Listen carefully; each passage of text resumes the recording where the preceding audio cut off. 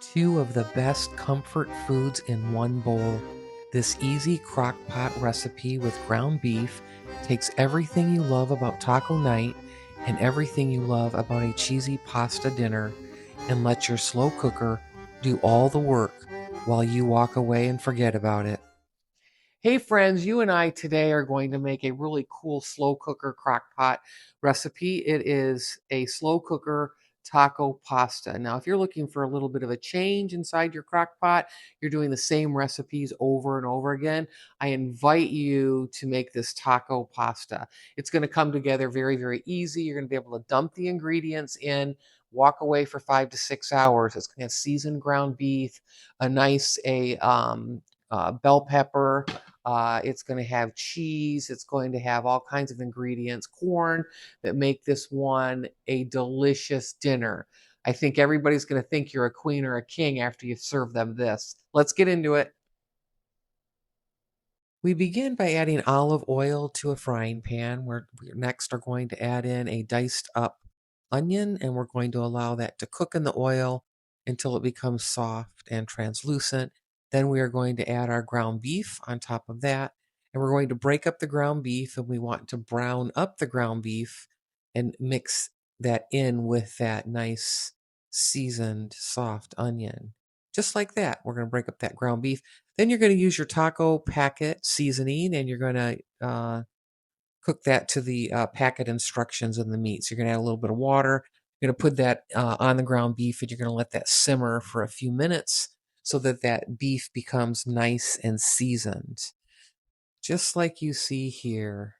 Next, after that, we are going to then take the whole meat mixture and put it in the bottom of our crock pot. And I have my crock pot set on low, and you can turn yours on at low at this point as well.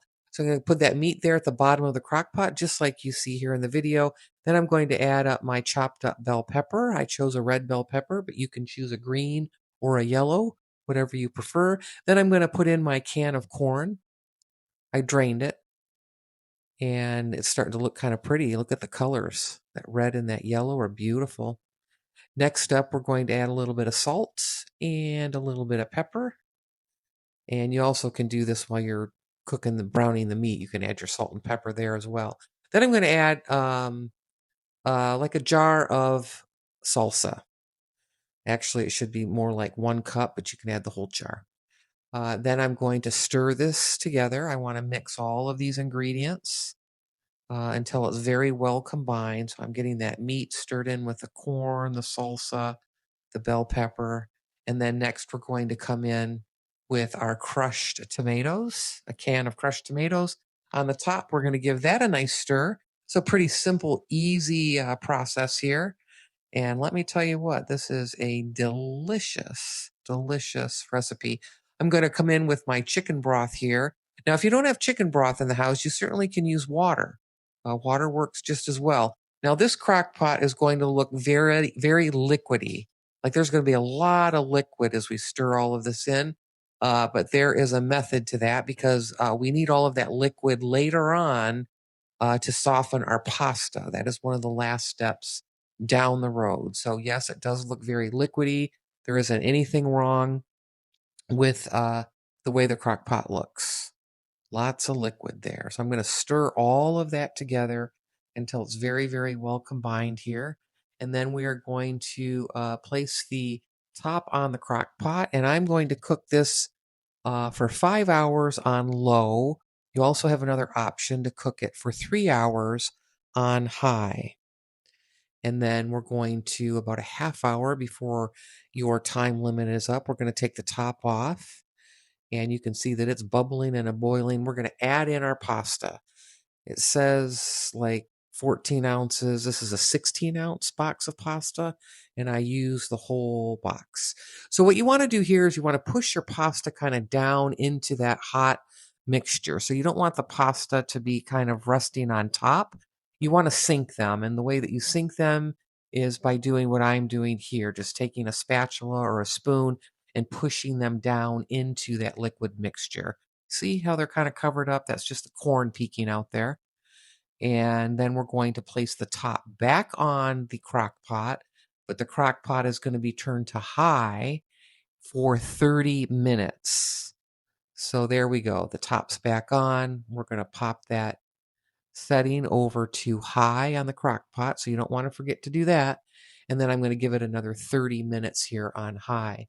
So next up, I have a recipe card for you, so you can snap a quick screenshot of this recipe card, and you can have the slow cooker taco pasta recipe for at your convenience on your mobile device or your iPad.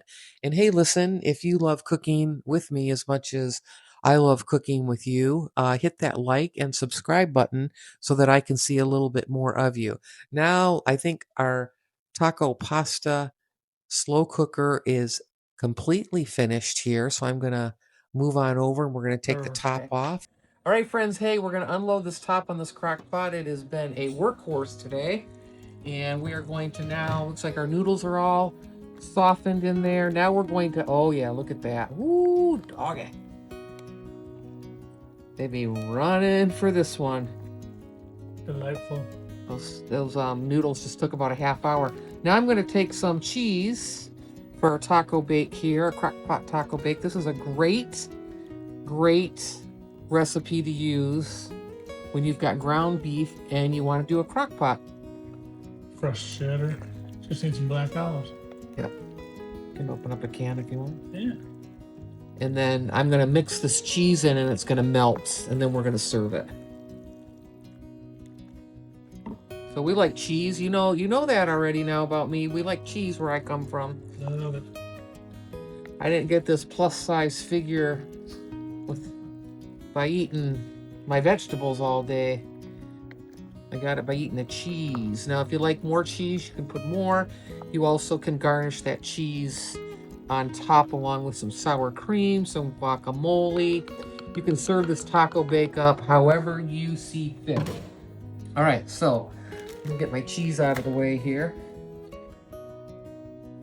Oh, look at that ground beef in there, the corn, the red bell pepper. I mean, friends, this is so good. Look at that. We're gonna make a nice pretty dish here. There we go. Look at that. Kind of. But it's gonna have a taco flavor to it. Oh, yeah. All right, so I'm gonna put a dollop of sour cream on top. Now I could put some fresh green onions, some black olives. Obviously that would have been perfect for this video, right? But the black olives are over in my pantry right there. And the fresh green onions are at the market. I didn't pick any of those up, but let's take a bite of this together. It's gonna be hot. Hot, hot, hot. A little bit of that into the sour cream.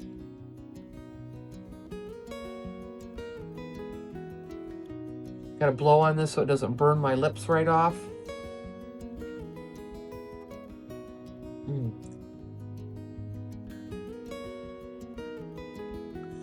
10 out of 10, hands down. This has got banger taco flavor. I mean, this is, I cannot wait to serve this to my family. They're going to love it.